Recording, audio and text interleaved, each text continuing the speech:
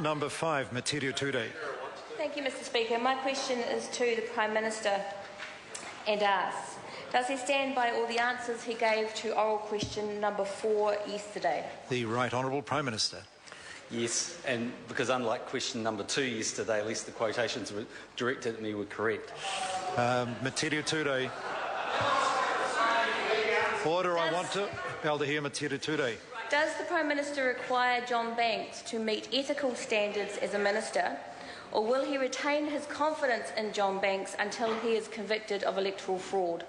The Right Honourable Prime Minister. Well, Mr. Speaker, for a start off, the member's making an outrageous assertion that the minister would be convicted of such a thing. And secondly, the Cabinet Manual is quite clear. Ethical standards apply at the time of the holding of the warrant. Metiria Turei. Given... Order, I want to be able... Order, I must be able to hear Metiria Turei. Given the reason that the Prime Minister lost confidence in Richard Worth was, quote, nothing of a legal nature, why is he only applying now a legal test to John Banks?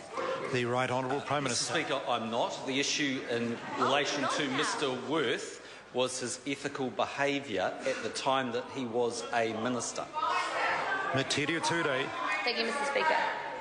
Can he confirm that he would have sacked Pansy Wong had she not resigned because of her ethical lapses, and I quote, ethical lapses as a minister, not legal ones? The Right Honourable Prime Minister. No, I can't confirm that. Metiria Turei. Thank you, Mr. Speaker.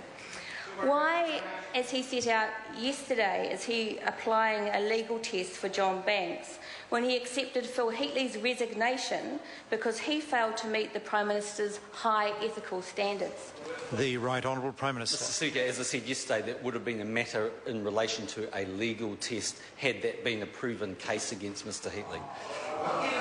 Metiria Turei. Can the Minister confirm that he accepted Phil Heatley's resignation for failure to meet his high ethical standards before any legal or other proceedings were taken against Phil Heatley?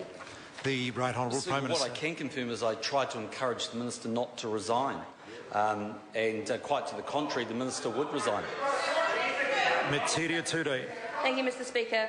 Why is it now the position of the Prime Minister to retain confidence in a minister regardless of a breach of ethical standards when he set an ethical standard for ministers at the beginning of his tenure as Prime Minister and he applied that ethical standard to Richard Worth and Pansy Wong and Phil Heatley, and is it because he needs John Banks for the numbers? The Right Honourable Prime Minister. In relation to the last point, no. In relation to the rest of the question, the member is actually making a whole lot of assertions which are simply not correct.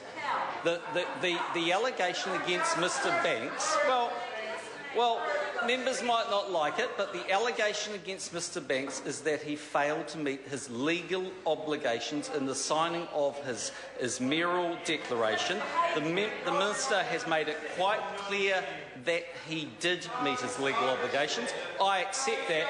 And the fact that that member is going down this line just shows you that she thinks he met his legal obligations as well, as do those people over there. Question, or supplementary question, the Leader of the Opposition. What other assurances did Mr. Banks give his office, apart from the fact that he had complied with the Local Electoral Act? The Right Honourable Prime Minister. Mr. Speaker, well, that was the assurance that we sought. That was the allegation that has been made. The allegation that has been made is that the member failed to meet his legal obligations. The member has told us, the Minister has told us, he met his legal obligations. That member wants me to sack ministers for complying. Really? This is angry? Okay. You should meet Trevor. Question number 6, Kanwaljit Singh Bakshi.